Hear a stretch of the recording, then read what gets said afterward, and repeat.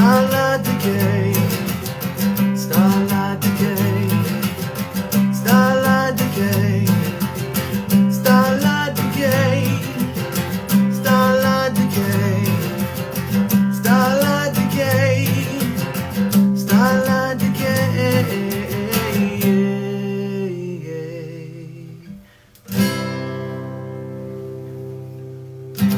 And we are back. Hello everybody, nice to see you. Been a little while, a couple of weeks, right? Since we've last communed here amongst the matrix of Instagram. So happy to see you guys. Thanks for joining. Thanks for being here. We're still on lockdown. I can't believe this is like the 10th or 11th episode. It's crazy how much time has flown. But yeah, I'm glad you guys are here. So thank you very much. We skipped out last week, had some things going on, but we're back. So got some people coming in. Good deal. Lex Luger, saludos to you too, my man. Curtis, nice to see you. Mr. Sardinicus, always love your music, man. Your covers.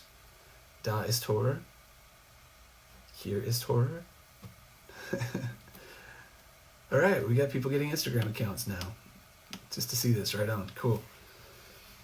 So this is probably a bad time to tell you this is the last episode. I'm just kidding. I shouldn't joke like that. I apologize. Manchester, UK, man. Yeah, that was probably at Revolution, I would imagine, right? That's the last time I remember being in Manchester. So, right on. So as you can see, it's summer now. Well, as you can see. Oh, and look, since we're looking at the wall, there's a picture of me and Marco from Crimson Ghosts right there. That's my godson Thorian over here. Now let's just go on a little tour. You guys, all you ever get to see are the guitars. So let's show you the 3 other things I have on my wall. All right. Marco, Crimson Ghosts. Thorian, my godson. The only child on this planet that would make me consider having children. And look, check it out. That's Jordan as a baby. That's baby Jordy. And I got a signed Basil Go-Go's print up here. Anyway, Argyle Goolsby Cribs. Yeah, that picture was taken of me and Vlad in somewhere in Germany. Surprise, surprise. But yeah, our friend Barb had given that to me. And Vlad was visiting here last year, so I figured since this was going to be his guest room, I may as well put a nice picture of him up in here. Yeah. And as you can see, another inclination that it is now summer, the sleeves on my shirts have now disappeared. I found a shirt, by the way. I can't believe that I lost this shirt. It was in my closet the entire time, so I'm now up to a new shirt in the rotation of A Corpse with No Name live videos.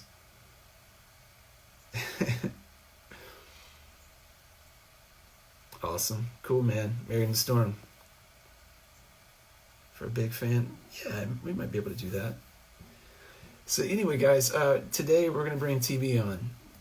We have we were talking this past week, and it's like, you should come back on, because the last time he was here, we just talked about so many random crazy things. I know last week, the last episode, people were asking about some songs that kind of related to TB stories, so I figured it'd be best to get him on here. So hold on, I missed this. What did it say? Tasha says her daughter knows me as Uncle when she watches these live streams. Uncle Goolsby's Good Time Gospel Hour.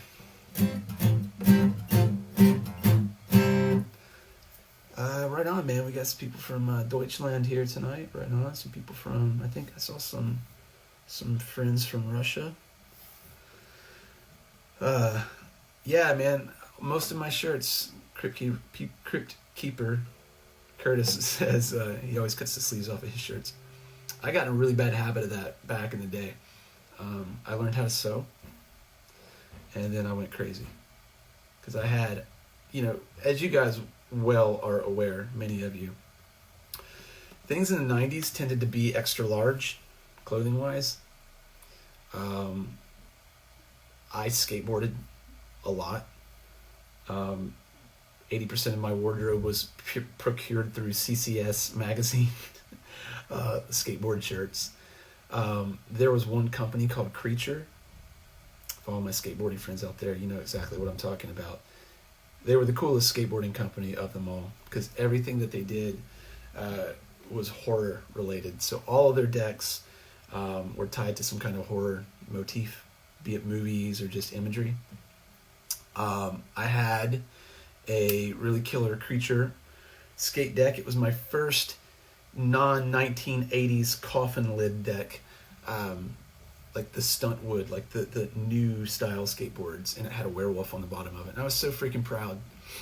I didn't want to learn any tricks because I didn't want to ruin the art on the bottom. But anyway, getting back to clothing, my clothes were huge. I was guilty like everyone else. I mean, Jinko kind of took over the world there for a little bit, and all of its off brands, which I frequented. But no, I started sewing all my clothes. I was like, this shirt doesn't have to be quadruple X anymore. I can make this extra small. And I didn't know how to sew the sleeves very well, so I just cut them all off. So a lot of my shirts, I have a lot of really, really cool shirts that I can't wear anymore because I'm not extra small anymore. Mike says the guy in City Rides for Creature and just released a video.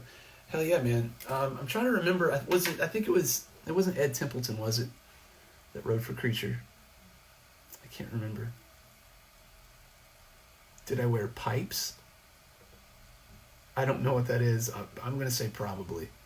I probably did wear pipes. I wore hypercolor shirts. I wore Bolt. I did have a No Fear shirt. I'm not going to lie to you guys. It had a really cool Grim Reaper on it, which, now that I say that out loud, sounds even more redneck. Oh, man. Cool. All right, so we got some people in here. We're going to bring Mr. TB Monstrosity in here in a minute. Lead pipes? No, I don't think I had those. I did have a pair of, what were they called? I can't think of the names of them right now, but they were huge. They were really, really very large pants. I didn't, venture into the territory of, it looked like a samurai kimono. It wasn't anything like that. I didn't get that far. I was mainly just baggy and, just skater wear. So keep in mind, this was pre-internet days, so everything was mail order unless you went to the mall. And our mall, where I was from, our most, Gen X serving resource was Gadzooks. I don't know if you guys remember Gadzooks. They always had the little Volkswagen Beetles. Yeah. Don't pretend you didn't go to Gadzooks. I know you did. I will say though, at the point in time when I started kind of getting really into punk rock, and activism and things like that come along with, I'm learning about all these things. There was a company, and I cannot for the life, I wasn't prepared to talk about this, but I cannot remember the name of the company. But they sold, and you could just write them. You could just give them a self-addressed stamped envelope, and they would send you all of these anti-establishment things, anti-corporation stickers, things you could put on gas stations and in stores. So I had wrote to these guys, and they sent me this pack of stickers, and one was talking about how stores like Hot Topic and Gadzooks and such were ruining so many aspects of independent rock and roll culture and whatnot. So I remember going into Gadzooks and like taking these little stickers and sticking them on the end caps of the aisles and stuff like that, thinking it was really cool. Anyway, I'm not going to bore you guys with all of my youthful ramblings. So I'm going to bring TB in, and we're going to talk to you guys and see what all's going on. So hang on one second. Let me find him. Bum, bum, bum. 1 second. There he is. To do this. Diddly-dee, diddly-dee. Connecting. Oh my God! Here we are. Holy shit, it worked like the first time. I know, I can hear you too. Awesome. Yeah, it's not like last Great. time. It was like this, a lot of this. So We were sitting at the kids' table. I was anyway. Kind of it took me a little while to realize, like, you know, a stable surface is good for these sort of things. So how are things in Connecticut, brother? Yeah, man, it's the same old, you know. It's deceivingly nice outside, but just as deadly as it has been over the past 3 months of everywhere. I'm loving it today, dude, because down here in Bluefield, Virginia, it's like 55 and cloudy, so it's awesome.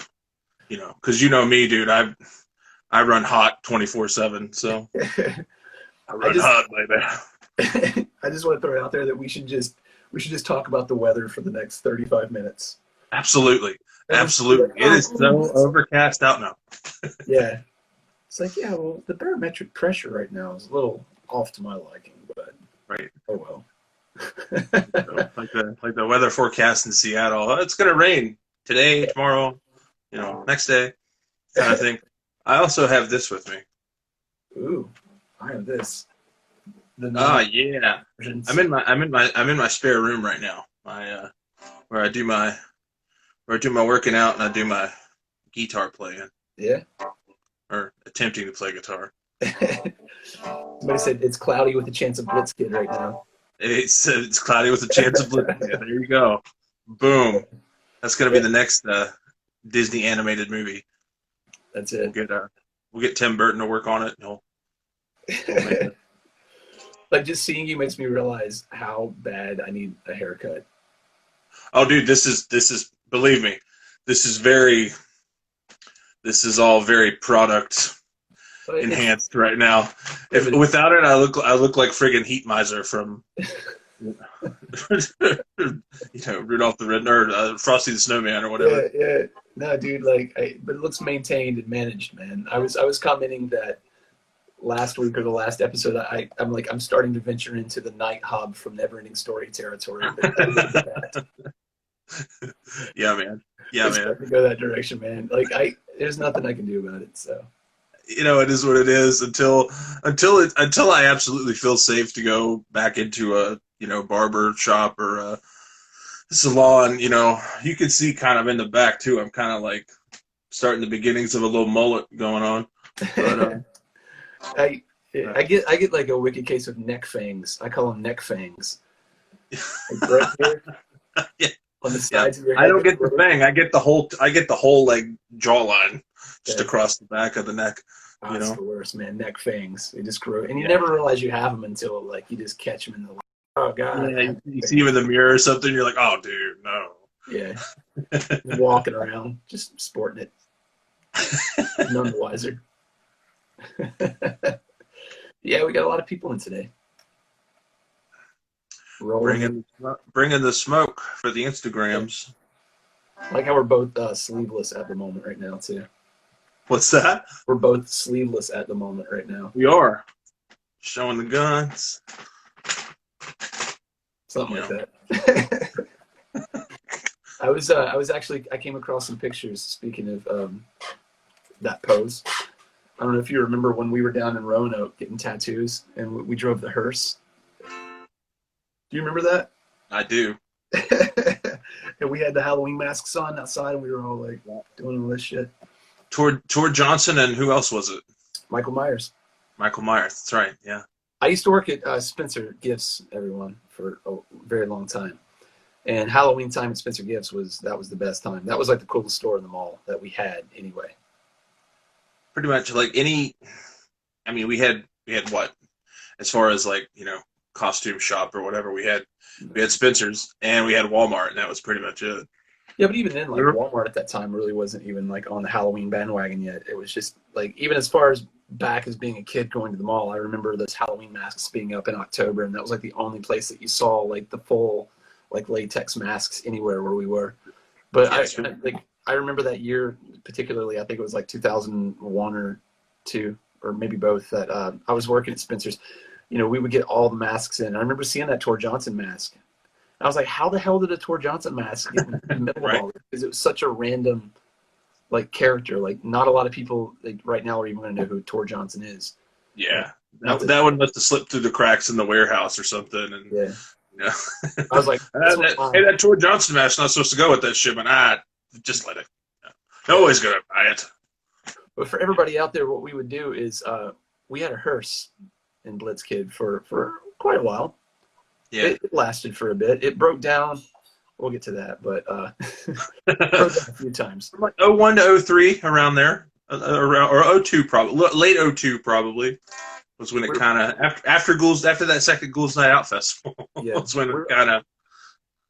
We were on our way to Blacksburg to play a show, and we got as far as Princeton, and the carburetor just completely seized up, or whatever happens to carburetors, and that was it. But we used to drive it down to Bristol, Tennessee. We used to take it to Saltville when we would rehearse back in the day. We rehearsed in a town called Saltville, by the way. Saltville, Virginia. Yeah, which was the salt capital of the Confederacy. Yes. Which is why it was called Saltville. And that's where our drummer at the time lived. So, got all my Chucky dolls at Spencer's too. Nice, dude. Yeah, I remember Spencer's at one point in time. They had the Movie Maniacs. Yep. They had all that stuff. I mean, they were pretty. All the McFarlane figures, all that. Yeah. And they had a good license with Universal too, because they would have like these really cool busts come in. I got a really badass Frankenstein monster bust that I ended up trading to Nate, dog, for that coffin that we kept in the back of the hearse. Didn't you get your McFarlane? Didn't you get the McFarlane Nosferatu there? Well, it's Mezco Toys made those. Mezco, I think it was, or Aztec Toys. It was something like that. But yeah, they did the Silent Screamers. Yeah, those were all like Silent Screamers. Yeah, yeah, completely different thing. Yeah, that was Spencer's. I don't know if that was an exclusive, but like, again, this goes back to the time when like, it really wasn't, you couldn't go online and figure out what was coming out. You just kind of went to the store and realized there's a new series of something there, and that's usually how all that happened. But kids back in the day, we had to read like Fangoria and Rue Morgue to find out when all the cool stuff was coming out. We had to read actual print magazines. Yeah. And I mean, magazines like Rue Morgue, for example, I mean, that was a big factor in us, I think, even getting more listeners. It's different now. There's so much noise, there's so many channels to promote your band, and everyone's doing it, naturally. Back then, we would just send our stuff into magazines, and people would find out about us in the magazines, and they would write us, here's our money order, and we would burn off CDs and send it to them. You know what I mean? So. Yeah, Rue Morgue in particular, they reviewed up to 5 sellers, right? They reviewed Let Flowers Die, Trace of a Stranger, and 5 sellers, if I'm not mistaken. Yeah, absolutely, man. I mean, we sent in a bunch of stuff to those guys, man. Aaron Lupton, God bless him. Big thing, yeah, for sure. A big thing for us back then too, if you remember correctly, was just all the independent websites, all the independent webzines and stuff, because there was no home for it back then. Horrorwood Babylon, Necrophiliacs Anonymous, which was actually our first. It was actually our first print interview and feature in that magazine. That was put out by our friend Abby in Cincinnati. I remember that, man. I was like, oh wow, look, here are our words in print on paper. Like we're in a magazine. Yeah. Yeah, man, that was crazy. And yeah, I remember also besides Necrophiliacs Anonymous, remember In the Graveyard, that first real radio show that was catering towards horror punk and whatnot. So. Shout out to Drew Blood magazines. What are those? Yeah, man. But that was crazy. I'll see from time to time on eBay, if I'm out, not even looking for Blitzkid stuff, but stuff will pop up, and I'll see like old burnt CDs that I had sent to reviewers, and they're like for sale now. So That's funny. Fiona's asking if we saved all of our magazine interviews and reviews. I have a lot of them, you know, especially the early, I'm sure you do too, like the early like print stuff. You know, once everything started going digital, you know, like you'd like bookmark it and whatnot, but we never really had, our website really wasn't optimized back in the day, so we didn't really have like a review section. We would just tell people like on message boards, like, hey, there's a review, go check it out. Yeah. So. Yeah, we really had no way to promote ourselves except for that, you know. Yeah, so I think his name's Alex, the basement. He was asking, do we have any footage of Mr. Monster laying around? I have quite a bit of footage of Jason. Like, I have footage. Remember when we were doing Five Cellars Below? We didn't like fully document that whole process, but we got a lot of it. I still have that. It's all little mini micro cassette tapes that I need to. Yeah, we definitely filmed some stuff. Because I mean, especially now, I mean, I'd love to see, you know what I'm saying, like that stuff, especially because Jason's in there as well. That was like an awesome recording process. I've talked about that on here before, like how much fun that was. Yeah, that was like our first real studio experience where we were like, aha. Yeah, where we kind of turned a corner with that album, and we kind of were just like, oh, we can actually add all kinds of stuff to these songs, all kinds of layers, and make them sound really cool. And I think in the back of our minds, we kind of knew that we wanted to do that with the first, you know, couple of albums, but that's where we kind of, like you said, it's kind of like an aha moment, and everybody was just like, oh, all right, well, let's do this. And another big reason that, you know, a lot of those songs turned out, you know, cool the way they did was Jason was giving us arrangement ideas on a few of them here and there. Yeah. And like that huge scream at the beginning of Demon Machine, guys, that was Jason's idea. And I didn't even know if I could do it. So he's like, just try it. I was okay. So pulled it off, waited for about half an hour after I had some tea, and then finished the rest of the song. But yeah, a lot of the arrangement ideas on Demon Machine, especially, Jason threw in a couple of parts that we didn't have in there to begin with. He threw the idea in to do the solo during Carve Out a Heart and stuff like that, because it had no solo at that point. Yeah.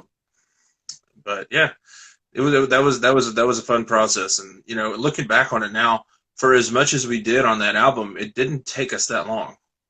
I mean, aside from having to go back and redo the vocals, exactly, that was the big part, which we talked about last time. But yeah, recording the instruments and everything was pretty freaking quick because, you know, for one, we had Paulie playing drums, and that's going to ensure a quick studio session for any band, really.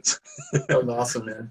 You know, and it's crazy too because I feel like the album probably was so. Well, another reason why it was seamless was we had just been working by ourselves outside of a community. Like if you remember, like pre Five Cellars Below, you know, all the albums before that, we didn't. I mean, if you look at Revisited, there were no other bands that we could talk to, like, hey, you know, peers. Right. And then by the time, you know, Let Flowers Die or Terrifying Tales, Let Flowers Die, Trace to a Stranger, by the time we got to Five Cellars Below, we actually had people to whom we could look at what they were doing and compare it to what we were doing. Like, for example, Crypt Keeper 5 and Mr. Right. Monster, you know, being in New Jersey, recording there in that location, staying there with those guys, those people, those bands, you know, it was more creative, I feel like, you know, because not to take away from, you know, the sessions that we did in Virginia, which is where we recorded Let Flowers Die, Trace of a Stranger, Exhuming Graves, Making Dates. But we really weren't working with, you know, like a producer per se. And not that we really were working with a producer in Five Cellars Below, but we had more of a creative input, like circle at that point than we did earlier. Like Rick Craniac was awesome, but like Rick was also just kind of like, hey, just, you guys ready? Okay, I need to record. And then, hey, all right, man. Yeah, fine. Well, I love Rick, but yeah, I think that was really a really good thing for us to, like you said, to be there with the Mr. Monster guys and with the Crypt Keeper 5 guys, because they would, if you remember correctly, a lot of times, you know, Jason being there also, you know, helping out, playing guitar on the album as well. Jason, we'd bounce stuff off of Jason. Jason would bounce stuff off of us. And then the Crypt Keeper guys, who, you know, are amazing songwriters, would be like, why don't you guys try this? Or why don't you add this right here? And so it was we kind of had sounding boards, you know, all around us during that time, to where we could go, oh, okay, yeah, that would be cool. And remember, Nikki played piano on Carve Out a Heart. You know, and we had Karen Haunted House too. yeah, we had Blue on the sax, you know, for Starlit Decay. So it was kind of just a big, you know, familial, you know, recording session, really. Yeah, no, it totally was, man. You know, that was what was great about, you know, Crypt Keeper 5 in particular is, you know, there's so many, at that time, there were so many of those guys, like, in that band, and they all had their own, like, unique, distinct kind of, like, way of playing stuff. Like, for example, Blue, Kaylee from Crypt Keeper 5, wasn't he, like, first or second in the state of New Jersey in saxophone at that point? I guess in that district, you know, where they're from, like, you know, Hamilton Square, Trenton area or whatever. I guess he was the either in college or high school, he was the number one, you know, like saxophone player in that district or that county or whatnot, as voted by, you know, your peers and whatnot back in school or whatever. Yeah. And you know, he's a maniac. No, I know, and that's what was cool, you know, like to have, you know, like, hey, we want to put a saxophone on. You know, I knew I wanted to put a saxophone in Starlight Decay. I was like, that would be really, really cool. And we were both just like, yeah, it'd be different, right? But, you know, it just worked out just because Blue was there. You know what I mean? Like, I'm sure if he wasn't there, I don't know if that would have probably happened. So, sure. I mean, it's also, you know, and like, what is it? We had this, you know, the pedal steel with Jimmy Ray on the alternate version of the trunk, you know? Yeah. It was cool. Yeah, it was cool because we had all these amazing musicians and songwriters that we were friends with who were at the sessions with us, and we're like, hey, why don't you do this on this song? And they're like, oh, okay, I'll go grab my guitar, I'll be right back, you know, because it was down the street, you know? A couple of questions here and comments. Okay. Alex is asking, do we have any samples of those Mr. Monster demos from the new album? I have some stuff from Jason, but again, it's not for me to be putting out or anything. And I don't have a lot, but there definitely was some stuff that, you know, was being written. What are you saying on the reverse track of Dementia? Do you remember that? That was I do. great. So, I do. To throw this out there, Dementia was one of those things, like, towards the end was when we put it in there. I'm just reading more or less, like, I don't want to give it away. That's the thing. I want to keep the mystery. Dude, I have so many people that ask me that question, and I'm the same way. I'm like, I don't want to tell them. You know? Yeah, I'm not gonna say anything. I'm sorry. We plead the fifth, Deep Dead, not because we don't want you to know, but because, you know, I mean, find someone that knows us really well that we might have told what it is, and they'll tell you. If we told you, we'd have to kill you. But we'd never done anything reverse before, like loop-wise, musically, like or anything, unless you count at the end of Slaughter to Sock Hop, this second time we recorded it at the end when we did that weird, like, 35-second loop and tape speed thing. Like the tape was being eaten. Yeah, exactly. Let's see, favorite songs to play live. That's good, man. That's a good one. So many.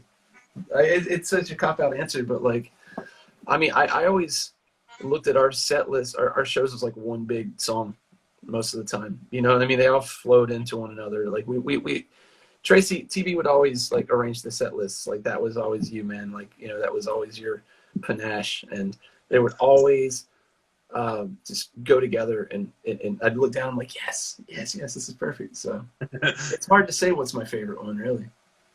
You know, I guess, me too, man. I guess just going off of, like, crowd reaction, you know, some of my favorites to play live are Starlight Decay, obviously, because people go nuts on that one.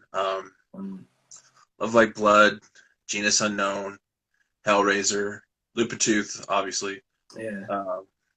And the one that always puzzles me is She Dominates. People, you know, And guys, to give you an idea, like, you know, when it's a little backstory on this song. Excuse me. When I originally wrote that song, I showed Goolsby the lyrics, and I'm throwing you under the bus right here. He goes, "Man, you need to get laid, dude." I don't remember that. Oh yeah. And I said, "That's not what it's not what that's about." You know, and okay, and full disclosure, guys. At the time, I'm gonna throw myself under the bus now. Full disclosure, at the time, I was dating a lady who enjoyed some of the activities that I spoke of in that song, and I just never understood how that. Reel you back in. Come back. Thanks. I never understood how a song about, blatant BDSM and whatever became so huge, but people love that song, man. Like and the funny thing is I have women that tell me all the time, "I love that song. That's my favorite song," and I'm like, "That's cool," and the great thing is the heart wants what it wants, man. Yeah. And they're like, "Are you still into any of that stuff?" And I'm like, no, that was a long time ago, galaxy far away. But yeah, that's one that always cracks me up, because especially over in Europe, if you remember correctly, I think we talked about this a little bit last time, how we thought it was always funny how people just started destroying each other when Love Like Blood kicked in. Oh yeah. And it's such a sad just killing. Yeah, just killing each other to that song, and same thing with She Dominates. And as soon as I know it's haha. Oh yeah, in Germany they love that one. It always just really struck me as funny as how that song was. Sorry, I had a call coming in. It just struck me funny as how that song was always seemed to be, like I said, especially over in Europe, seemed to be a crowd favorite. But those are some of the ones that I like playing live now that I've told you guys. Yeah. Now that we've boarded onto PG-13. I can't hear you now, dude. Hang on a second. Can you hear me now? Oh man. Can you hear me now? I'm gonna have to go out and come back in because I can't hear you, buddy. It's all the steamy talk, man. You ruined your microphone. You steamed it Hang on up. a second. This is awesome. All right, so I guess I'm left holding the awkwardness. Hey everybody. What's my favorite track off of Trace with Stranger? I like Dead House a lot. So that's a good one. Based on a true story, which we can talk about a little bit too. I'm going to roll back here a little bit while TV figures out his phone and answer some questions. Let's see.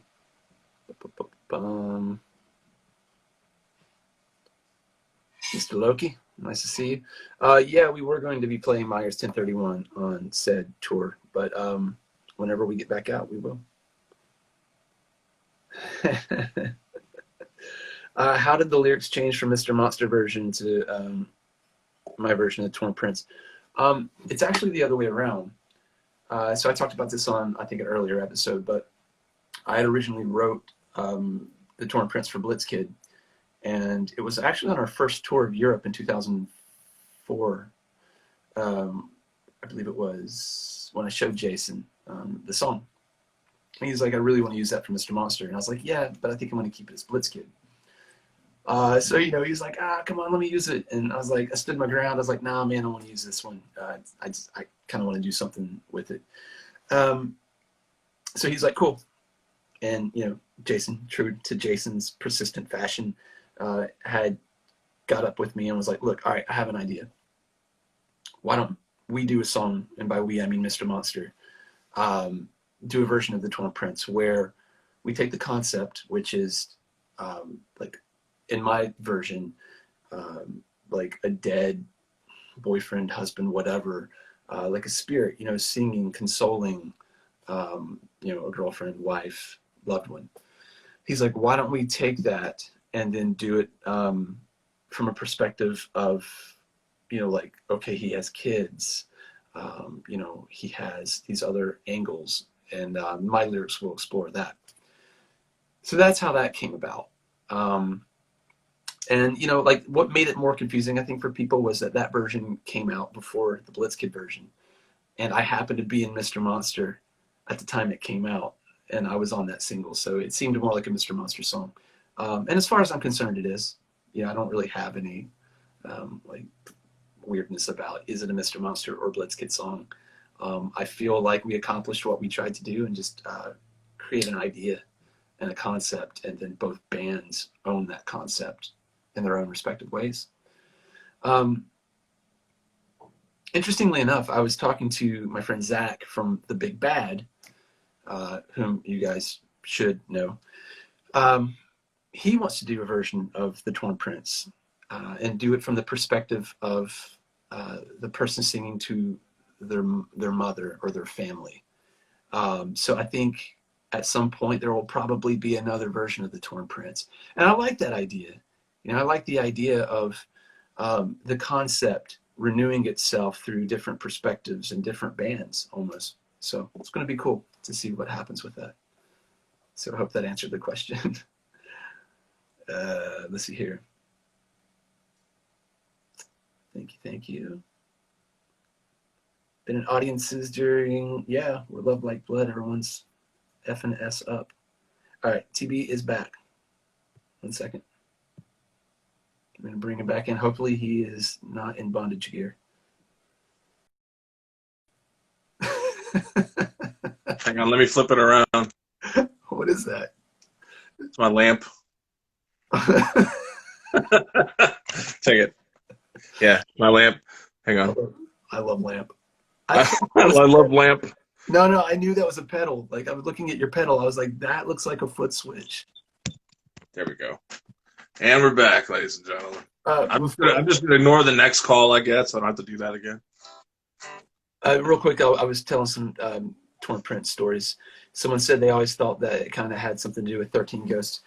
It did to a degree, and honestly, you know, bringing it back to Mr. Monster, which is why I feel like it, you know, stands as Mr. Monster song 2 in their catalog. I missed you too. I saw 13 Ghosts, and that's what inspired the song. Absolutely. You know, the character of the Torn Prince. And I remember seeing it and thinking of Jason and thinking how much that character reminded me of Jason. So when I wrote, it even looked like him a little bit too. Yeah. So, you know, definitely when I was writing that song, you know, I had him in mind. Do you know what I mean? And I was thinking like of Mr. Monster songs like Her Open Grave and stuff like that. So it kind of is about Jason, weirdly enough, you know, I'm sure in some way. So it's cool that he wanted to do something with it, you know. So yeah. All right, sorry here. Looking at some more questions. I was joking. I was like, when TV comes back, he's going to be in full like rubber latex. looking like the Gimp from freaking Pulp Fiction or something. Oh my God, yeah.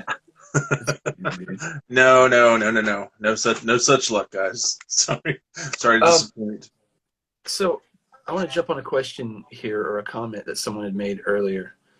They were asking, and this is again Alex. And by the way, man, this guy _the_basement_ it's been super cool, man. Like Instagram, like I don't know where you're finding these videos of us, but like I don't even have these. Like I know exactly who you're talking about. Yeah. He's here right now, yeah. But I've been seeing, you know, footage of us like playing. Like I saw one today of us playing Return to the Living and These Walls at 7th Street. Yeah. Back when we, you know, were just painter taping up our like makeshift banner on the 7th Street wall. And I was looking at the time, which made me laugh because it was so indicative of playing 7th Street. It was like almost like 2 a.m. and it was like, and I knew we were at the beginning of our set. I was like, this is so like 7th Street days, man. Which we can talk about in a minute. But one thing he brought up was he was asking, what's the story behind the Battle of the Bands footage? Do you remember the Battle of the Bands? Smoothie shop.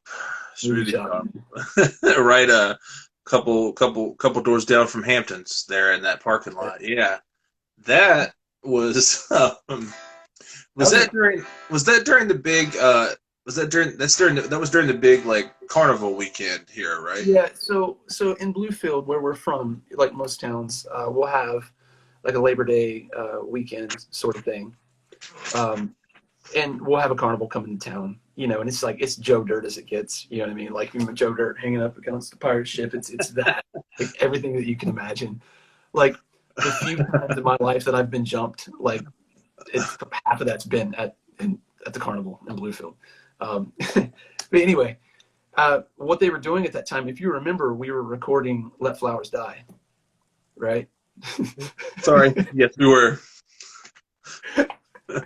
Oh my God, this is great. Oh, our stories are so boring. Right? Putting me to sleep, bro. Come on. No. No, but I mean, like we were recording Let Flowers Die at the time, and if you remember, I was living in Roanoke, Virginia. I was apprenticing to be a tattoo artist at the time. That was my first apprenticeship. So I had been coming in on the weekends, and I think someone had told us, I don't know who it was, but they were like, "There's it was 100.3 FM, like the cool good time oldies or whatever it was putting on." Yeah. Yep. They were putting on a Battle of the Bands, and I don't remember who else played, man. All I remember was at that point in time, we had built up enough of, I guess, like a local following, that when it got out to everyone via whatever channels that was in Bluefield at the time that we were playing, we had a huge crowd for that, man. Yeah. We had like a giant, it was like Lord of the Flies, man. It was like all of these, I look at it now, and I see all these, you know, like tweens, you know what I mean? Like 13 to 17-year-old kids, just like straight up like Lord of the Flies running around this parking lot while we played. Yeah. And I remember slam dancing the whole nine. Some of our parents were there, and like it was just a weird mixture of people that didn't get what we were doing, and people that did. Yeah. And we won. I mean, we won the Battle of the Bands, if you remember. Like, I forgot what the whole determining factor was. If it was, do you remember? Was it? I think they just did the whole, you know, old fashioned thing of, you know, where at the end they just, you know, by applause. I remember the Neverlight played as well. That's right. Yeah. They played, but other than that, like us and them, those are the only two bands I remember playing. I think they just determined it by you know, like applause at the end of the gig, and you know, of course, because we're awesome. No, everybody went crazy for us, and we won. And there was, you know, certain people there at the time who will remain nameless, who were kind of detractors of the band, and fixed. You guys paid them off, whatever, you know. So yeah, we paid off. We paid off good time oldies, like because we got the oldies to the radio station, pocket, little payola, you know. What did we win? I don't remember that. Did we win anything, or did we just get high fives? I feel like we won something. Was it? I think we won $200. We did. Yes, yeah, 200. We won $200, which we then used to finish, you know, some of the recording for Let Flowers Die. Let Flowers Die. That's right, man.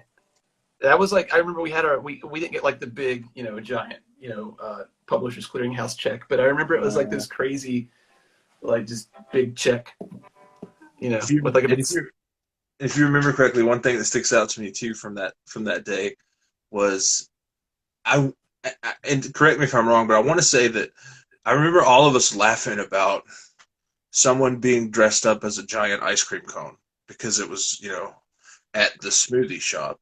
You remember that? Yeah. Vaguely, man. It was like there was a baby blue ice cream cone. I just remember we just were dying about that. So we were just like, every time because they're all, you know, in the costume. I think Joey Kinsley has like that whole thing on tape, man. I've seen it, like you can see the crowd, like there's like it's not huge. There's probably like 25 kids just Yeah, all in front of us. maybe 30, but it looks, impressive enough at the time. Yeah. No, that was great, man. I was looking at the footage and I was like, I had earrings at the time because going back to when I was apprenticing, there was an apprentice at the tattoo shop that was learning to pierce. So guess who was the guinea pig? Probably weeks before that. And I remember I had the earrings. So I was like, all right, cool. How very 90s of me. I remember that too. And dude, if you remember correctly, no, I can't keep using that phrase. I'm sorry. If you recall, I had a blonde streak in my hair during that time because that was right after.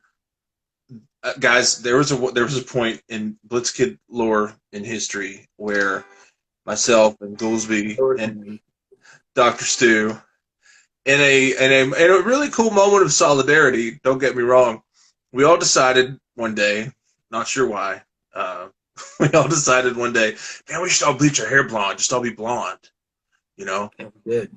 And we did, and then, shortly after that, after everybody started fading and we all looked kind of, rusty.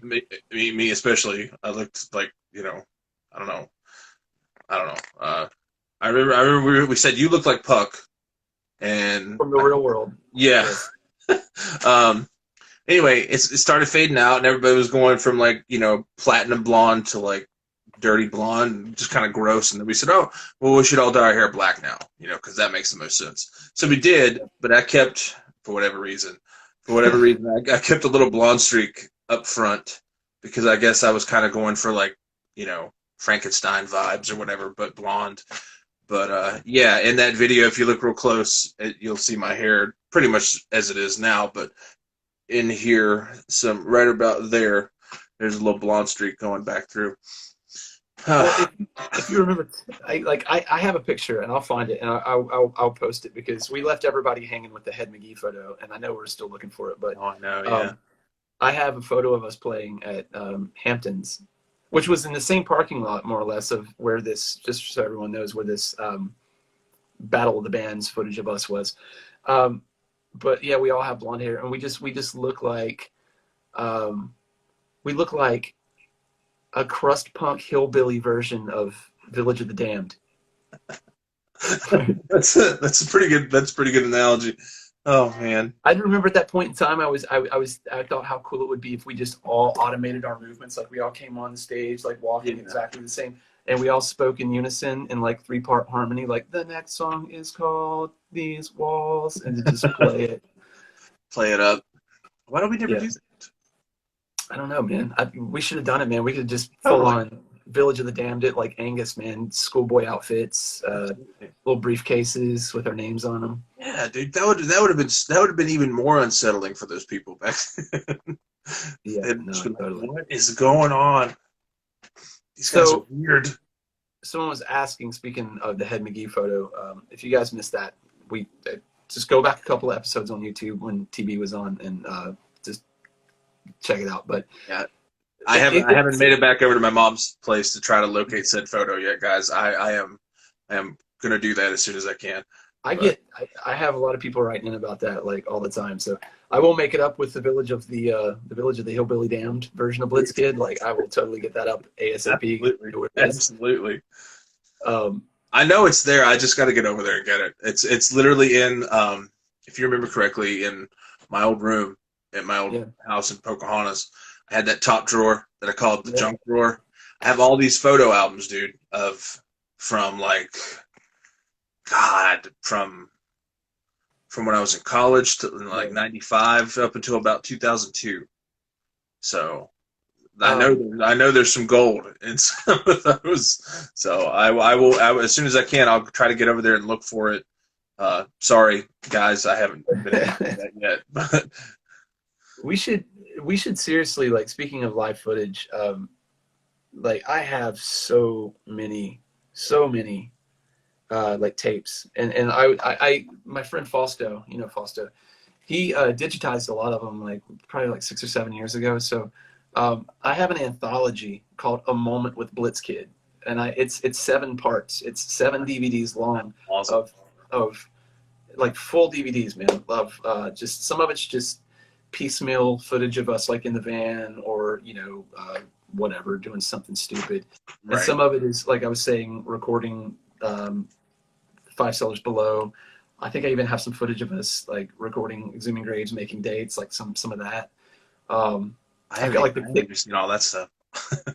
dude, I've got footage of us playing kickball with the Epidemic at Anastasia's house. I remember that. That was the Speedo day. That was everyone we found Speedos, and Anastasia had a pool, and we dressed accordingly. I just remember laughing, dude. Eric came out with that like purple like Hawaiian floral print one on. Yeah. Oh wow! By the way, the Epidemic we're just like we were all just like, oh, we're not very athletic, but we'll play kickball. It'll be fun. And the Epidemic, dude, guys, they're out in the field at Anastasia's house, which is big yard.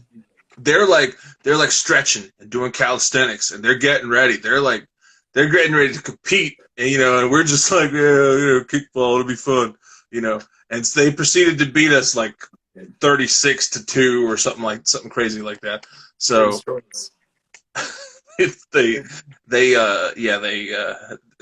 they drove us to extinction. Epidemic, man, who knew those guys can play kickball? It's like I'm gonna tell y'all, man, Prince can ball, y'all. But Epidemic can kickball, y'all. I just remember like us looking at him because I remember Ryan and Eric were all like, they're all just like, and like doing this and like doing the stretches with their legs and stuff, and I'm like, what are they doing? It's just a kickball game. Yeah. Lo and behold, they did not want to lose. Well, they saw the camera and they were like, all right, this is going into posterity. So dressed it up. Who's boss? Yeah. I just remember Stripes. Stripes was smoking so much at that time he was having trouble running the bases. And here these dudes are, they're stretching and they're just like, kicking home runs every time they're up, and like here's us, we can barely get around the base. Oh yeah, dude, that was just bad. Just bad. That was insane, man. For everyone out there, we were very fortunate when we would go on tours, because we would stay out sometimes for just long periods of time, like months, and that didn't necessarily mean that we would play that entire time, but rather than go home and let's say like we did the East Coast and then we would do a little bit of the Midwest, like rather than go home for 2 weeks and come back to the Midwest, we would just like stay in the Midwest. And it's been that way with a lot of different regions for us. Like in New Jersey, we were always fortunate to have, Johnny Ott's house, his mom and dad letting us stay there and just more or less, just live there. And the same goes for months at a time. Yeah, we have a friend named Anastasia, who lives out in Indianapolis. And, one of the first times we played Indianapolis, if you remember, we stayed with her. She put on the show. Mm-hmm. And her parents were so nice, man. Like, we have so many good stories there. But, like, we would stay there for, I think at that point in time, we may have stayed at their house for 2 weeks straight. And her mom, they would cook for us every day, like 3 times a day sometimes. You guys want to go to the aquarium? Like, here's tickets to the aquarium. You guys want to swim in the pool? Swim in the pool. Yeah. I remember like when Crypt Keeper stayed there one time, if you remember, I think with us, like her parents were insistent that they slept in their bed, and they're like, no, we'll take the couch. Yep. I'm just like, that's incredible. That, yeah. It's like so many nice people out there, and they would make baklava for us. Every time we would leave there, guys, we would leave with 2 trays of homemade baklava that her mother and grandmother would make. And it was so awesome because we're touring, and we're like, oh, we don't have to stop, to get nothing to eat. Give me a piece of that baklava, man. But, lo and behold, a couple days after, we've all reached our insulin levels are crazy from the sugar and everything. We're like, oh man, I don't want to. We should probably throw this out. And that, and just inclement weather and whatever too. Leaving it in the van. We're just like come back, and the next day it'd be all melted, and Or you'd hit the brakes, and then they would just fly, and like you'd have baklava on the windshield on the inside. Yeah. I forget, dude, where we were and who made it. But someone straight up made us like 3 cheesecakes to take on the road with us at one point. I remember that, yeah. And we we tried salvaging them in the cooler in the van, and it Didn't I? Hey, now that you bring that up, weren't we in Florida and the van broke down, if you remember this, after a show? I think we were in Tampa. The van had broke down. Hold on. Instagram's going to kick me off, so everybody jump back on here, and we'll finish the exciting conclusion of what happened to the cheesecake. Let's keep cheesecake paper. We'll continue in 1 minute and 40 seconds. So we'll see you in a second. All right, come back.